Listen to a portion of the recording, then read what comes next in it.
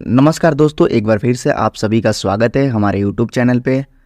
दोस्तों आज हम लेके आए हैं साइंस के बहुत ही इंपॉर्टेंट टॉपिक मानव शरीर यानी कि ह्यूमन बॉडी।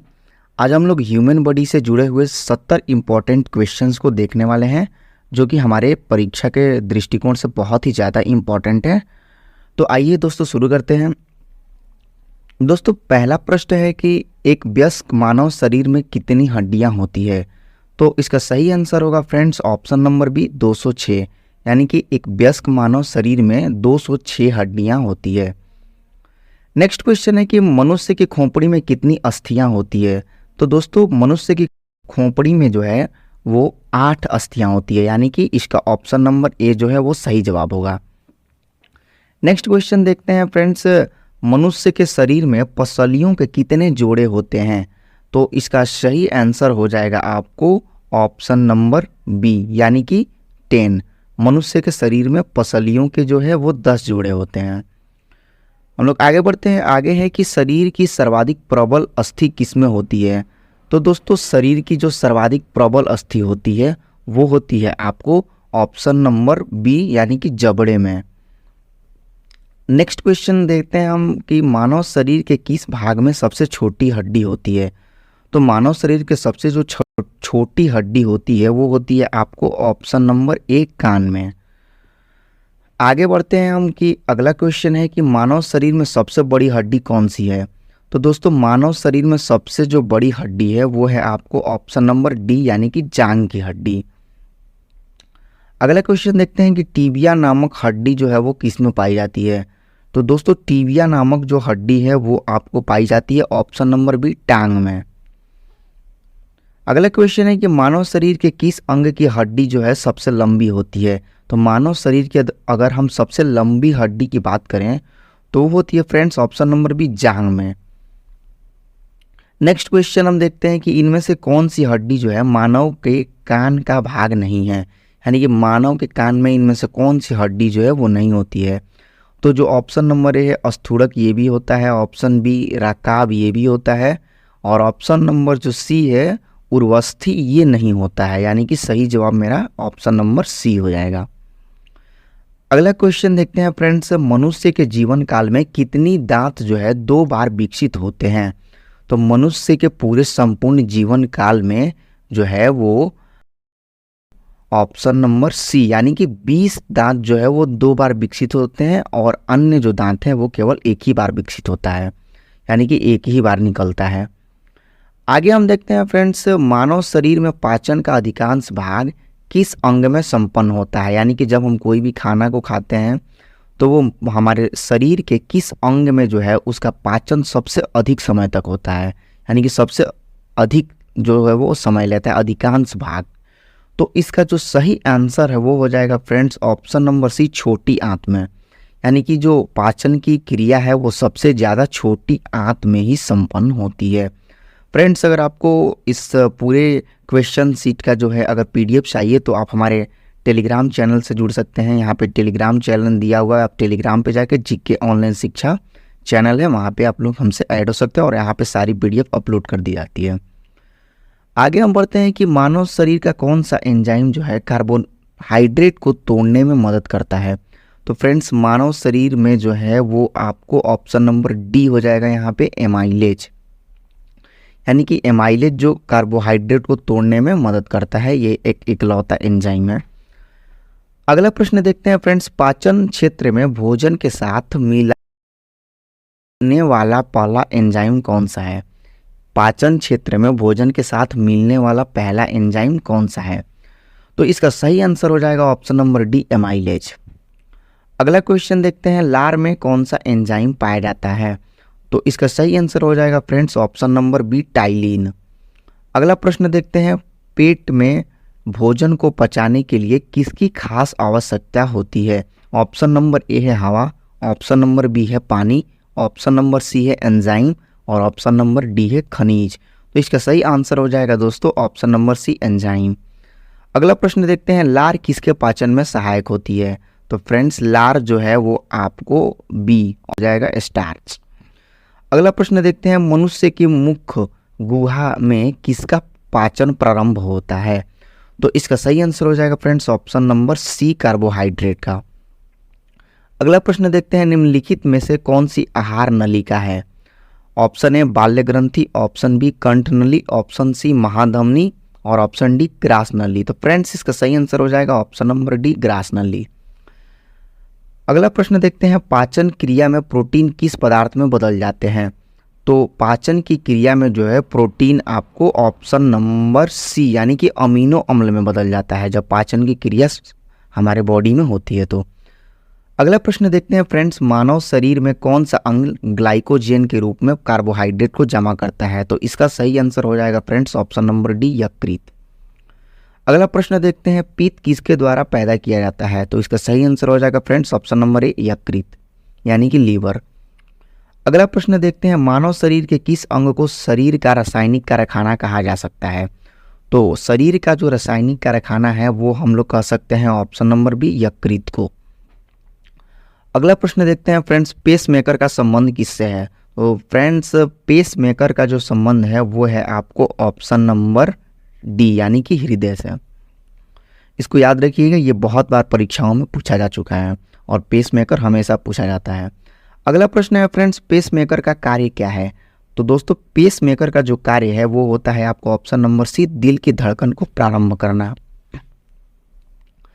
अगला प्रश्न देखते हैं, गति प्रेरक किससे संबंधित है? तो फ्रेंड्स इसका सही आंसर हो जाएगा ऑप्शन नंबर सी हृदय से। अगला प्रश्न देखते हैं, किनकी भित्तियों पर रक्त द्वारा डाले गए दबाव को रक्तदाब यानी कि ब्लड प्रेशर कहते हैं? तो इसका जो सही आंसर है वो हो जाएगा फ्रेंड्स ऑप्शन नंबर सी धमनी। अगला प्रश्न देखते हैं, रक्तचाप को मापने के लिए किस उपकरण का उपयोग किया जाता है? तो जो रक्तचाप है यानी कि ब्लड प्रेशर है उसको मापने के लिए कौन सा उपकरण का यूज किया जाता है? तो फ्रेंड्स इसका जो सही आंसर हो जाएगा वो हो जाएगा आपको एस्फिग्मोमेनोमीटर। अगला प्रश्न है कि लब डब ध्वनि किस प्रक्रिया के कारण उत्पन्न होती है? तो इसका सही आंसर हो जाएगा फ्रेंड्स ऑप्शन नंबर सी। अगला प्रश्न है फ्रेंड्स, सिस्टोलिक और डायस्टोलिक शब्द का उपयोग किसके संदर्भ में किया जाता है? सिस्टोलिक और डायस्टोलिक शब्द का प्रयोग किसके उपयोग के संदर्भ में किया जाता है? तो इसका जो सही आंसर हो जाएगा फ्रेंड्स वो हो जाएगा ऑप्शन नंबर सी रक्तचाप को मापने में। अगला प्रश्न है फ्रेंड्स, मनुष्य सामान्य स्पंदन पल्स रेट क्या है? तो इसका जो सही आंसर होगा वो होगा friends option number C 70-80 beat प्रति सेकंड। अगला प्रश्न देखते हैं, एक किशोरवय मनुष्य में समान दाब कितना होता है? तो समान जो रक्त दाब होता है एक किशोरवय मनुष्य में वो होता है friends option number A 120/80 mmHg। अगला प्रश्न देखते हैं, मानव रुधिर का पीएच मान कितना होता है यानी कि ब्लड का पीएच मान कितना होता है? तो फ्रेंड्स ये होता है आपको ऑप्शन नंबर डी 7.4। अगला प्रश्न देखते हैं, मानव रक्त प्लाज्मा में प्रायः पानी की प्रतिशत मात्रा कितनी भिन्नता होती है? तो फ्रेंड्स इसका सही जो आंसर है वो हो जाएगा आपको ऑप्शन नंबर डी 91 से 92%।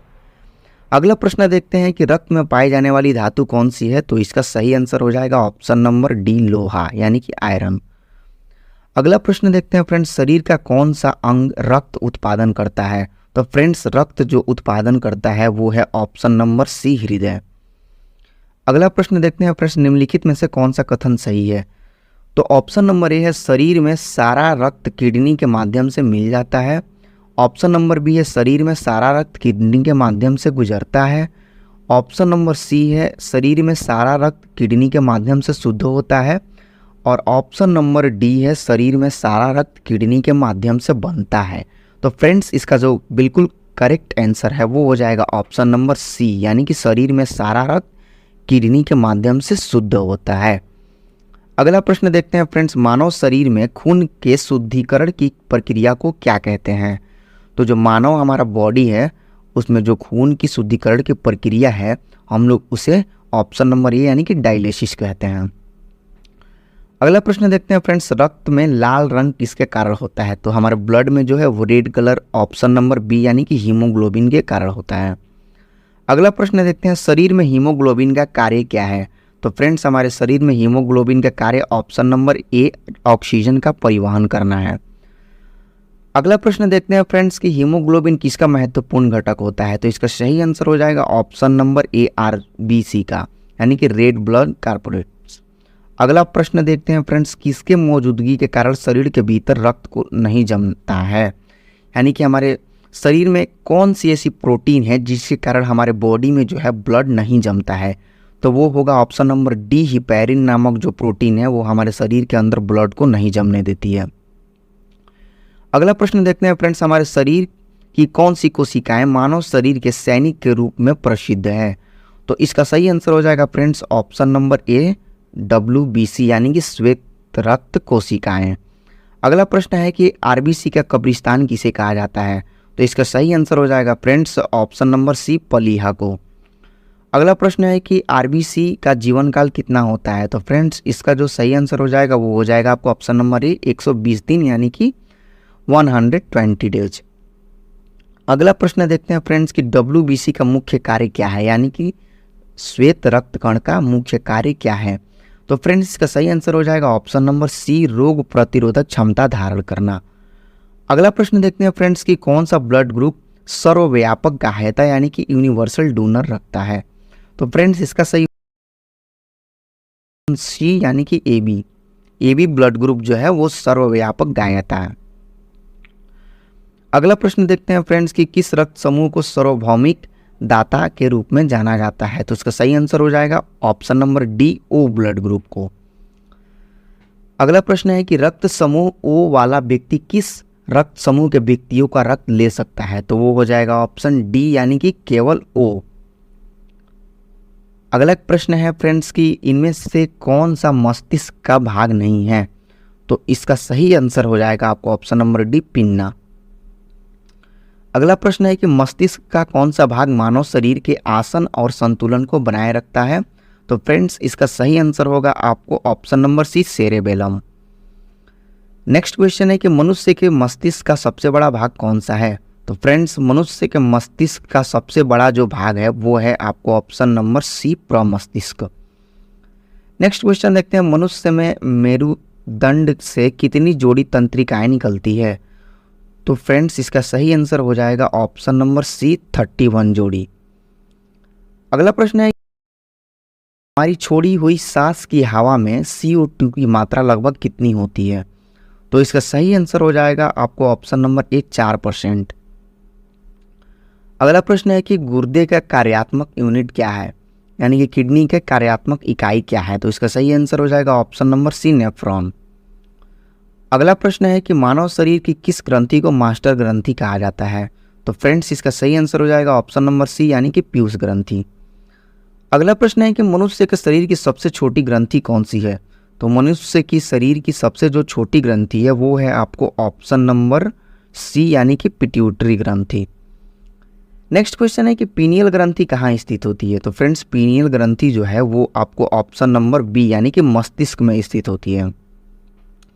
नेक्स्ट क्वेश्चन है कि किस हार्मोन में आयोडीन होता है, ऑप्शन ए है थायरॉक्सिन, ऑप्शन बी है टेस्टोस्टेरोन, ऑप्शन सी है इंसुलिन और ऑप्शन डी है एड्रीनेलिन। तो फ्रेंड्स हार्मोन में आयोडीन होता है वो है आपको ऑप्शन नंबर ए यानी कि थायरॉक्सिन। नेक्स्ट क्वेश्चन है कि कौन सा हार्मोन लड़ो उड़ो हार्मोन कहलाता है। फ्रेंड्स ये क्वेश्चन भी बहुत ज़्यादा इंपॉर्टेंट है, ये क्वेश्चन बहुत बार हमारे एग्जाम में देखे जा चुके हैं। तो इसका सही आंसर होगा फ्रेंड्स ऑप्शन नंबर बी यानी कि एड्रीनेलिन। नेक्स्ट क्वेश्चन है कि थायराइड ग्रंथि का स्थान कहाँ है, यानी कि थायराइड ग्रंथि हमारे मानव शरीर में कहाँ होता है। तो फ्रेंड्स इसका सही आंसर हो जाएगा ऑप्शन नंबर बी यानी कि गला में। दोस्तों अगर आपने हमारे चैनल को अभी तक सब्सक्राइब नहीं किया है, आप नए हैं तो हमारे चैनल को ज़रूर से ज़रूर सब्सक्राइब करें। आपके लिए ऐसे ही इन्फॉर्मेटिव वीडियोज़ हमेशा आते रहेंगे और यदि ये वीडियोज़ आपको पसंद आ रहा हो तो इसको लाइक करें और हमारे कमेंट बॉक्स में अगर आपके पास कोई सुझाव हो तो वहाँ पर ज़रूर लिखें। चलिए नेक्स्ट क्वेश्चन देखते हैं फ्रेंड्स कि मनुष्य के शरीर का सामान्य तापमान कितना होता है।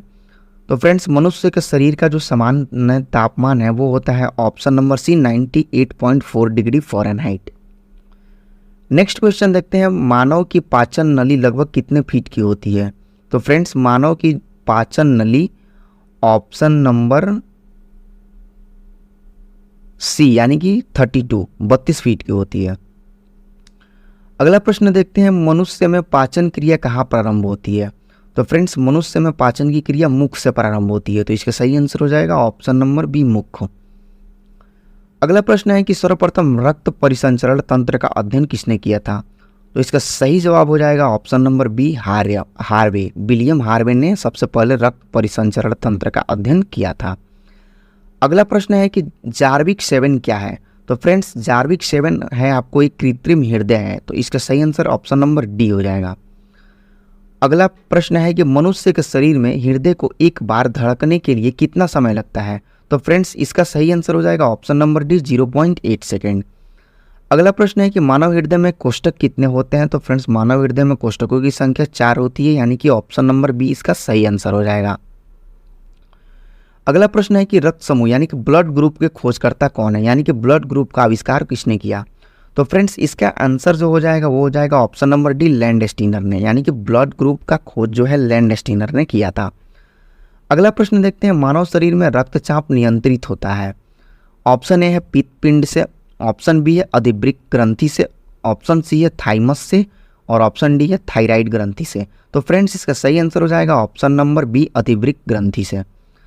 अगला प्रश्न है कि मनुष्य के शरीर की सर्वाधिक शक्तिशाली पेशी है? ऑप्शन ए है अंगुली, बी है जबड़ा, सी है पाँव और डी है कलाई। तो फ्रेंड्स इसका सही आंसर हो जाएगा ऑप्शन नंबर बी जबड़ा। तो फ्रेंड्स ये रहा साइंस के कुछ मानव शरीर से जुड़े हुए 70 महत्वपूर्ण प्रश्न जो कि आपके परीक्षा के लिए बहुत ही ज़्यादा इंपॉर्टेंट हैं। तो फ्रेंड्स अगर आपको ये वीडियो अच्छी लगी हो तो हमारे चैनल को ज़रूर सब्सक्राइब करें और हमारे इस वीडियो को लाइक भी करें। अगर आपके पास कोई सुझाव है तो हमारे कमेंट बॉक्स में ज़रूर लिखें और ऐसे ही इंफॉर्मेटिव वीडियोज़ के लिए हमारे चैनल से जुड़े रहें।